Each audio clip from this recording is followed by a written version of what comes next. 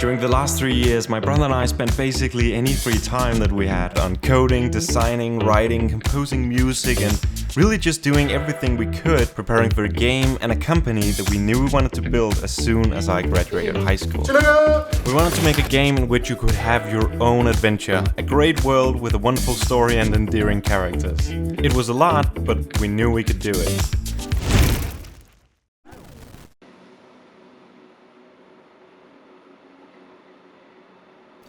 Today is February 17th, 2021, which means that it's almost exactly half a year ago since I graduated from high school, which in turn means that it's been almost exactly half a year since we officially began working on the game. And I thought now would be a really interesting time to share my experience so far and all of the mistakes and successes that we've had and that we've been able to learn from, and hopefully someone will find that interesting, or at least it'll give them a little bit of inspiration and motivation.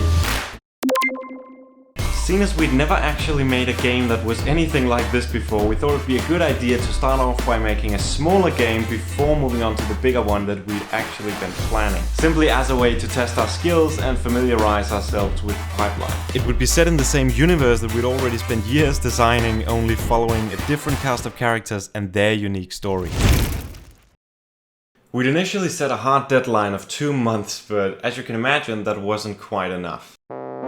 As we kept working on it, we kept getting new creative ideas for how we wanted the game to evolve, but each time that we actually fell in love with an idea, we either had to greatly downscale it or have it replace something else entirely due to the very limited production time. And what we found is that that is a really bad place to put yourself in when you're just in that initial creative state, because that's where you want to be able to dream big and weird, because often that is what ends up spawning the really good and unique ideas that you want to use for the final product. We eventually felt that we had two choices. Either we'd stick to the plan and ultimately spend a substantial amount of time creating a mediocre game that would probably never even be released, or we could double down, have fun with it, and make it the best product that we possibly could. Of course, accepting that it'll take a lot longer to actually make that. In the end, we decided on the latter. And honestly, if you have the choice, I really don't think it's worth spending your time on something unless you believe it's great work. And the only way to do great work is to love what you do. So the plan had now shifted, and the first real production of our new company would instead be a small game that we called Embers. During the initial weeks prior to this, we had actually implemented most of the basic mechanics of the game, as well as created a rough block out of the world that it would actually take place in, both of which we were pretty happy and relieved with at the time. And since those basic fundamentals were literally all that we had, we were extremely hesitant to actually scrap that, as that would essentially mean starting from scratch again. So unfortunately, we kept it, even though the new vision for Embers did not intuitively fit with what we had already made. This was a huge mistake, and we'll get back to that. Over the next several months, as we kept working on the game, we felt like we were working harder and harder, yet having less and less to actually show for it. Because the foundation was fundamentally off, the game just couldn't live up to what we'd envisioned. And without realizing it, as an attempt to compensate, we had actually fallen into a condition that is known in the industry as feature creep. What that meant was that we had gotten into the habit of gradually adding more and more stuff to the game in the hope that that would be what made it better, instead of actually fixing the problematic foundation.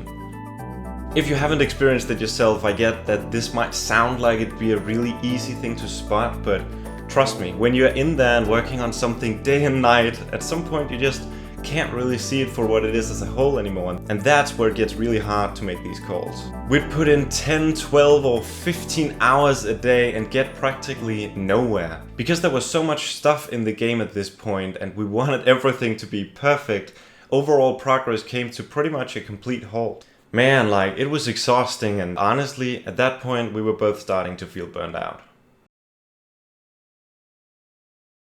From the beginning, we'd been inspired by the tightly designed magical worlds of games like Rayman.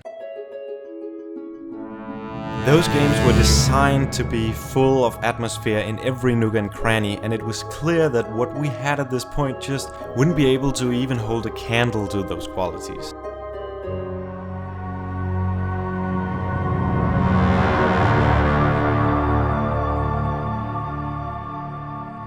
we slowly realized that the path that we were currently on would not yield a game that we would even want to play ourselves. So we decided to scrap everything. This was 4 months into development, and I gotta say that was pretty devastating.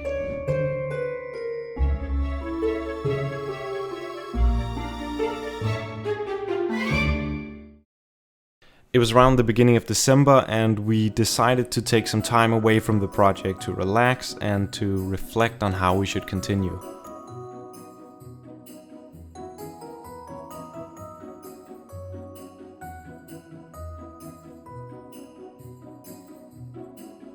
At the time, I was reading the Steve Jobs biography, and through reading about how Apple designs their products, I sort of realized that we'd basically just discovered why it's really important to have a strong, coherent vision for a creative project, simply by experiencing what can happen if you don't.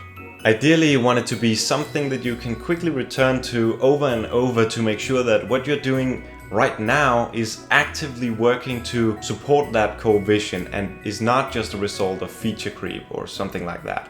So this is the one that we did for Embers, and the thing is, you could make 100 different games that could all satisfy this core vision, and that's great, because if the vision was really good, then all of those games would potentially be really good as well. That means that you don't have to worry about how each little thing is going to affect the final product. All you have to think about is it important to the core vision? It's only a little over a month ago since we completely scrapped the old version and started working rooted to that core vision, and this is what we have so far.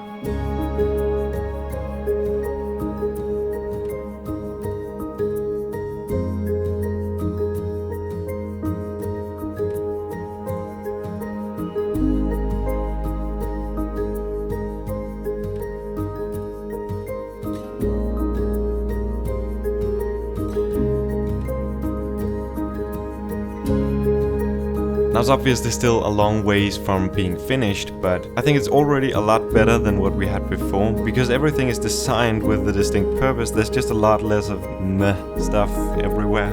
In fact, I believe we finally found a pretty good foundation that will actually get the game to where we want it to be, and that is a huge milestone for us. Now I can see how some people would probably view an experience like this as a failure. And we certainly have made mistakes, but we've done our best to learn from those, and now we know much more than we did when we started, right? And I think that is what we should really focus on. Going off the well-worn path is tough, no doubt about that, but in my opinion it's worth it because you actually get to see what would happen if you decided to follow your dreams. Because you did. Things really matter, you feel the responsibility. When you fail or you succeed, that's on you. And I think that can really make you feel much more connected to what you're actually doing and to life in general. And you just start to realize how much impact you can actually have on your own life and the things around you. It's just such an awesome feeling. Anyway, I sincerely hope you enjoyed this video. Hopefully I'll see you later, and thanks for watching.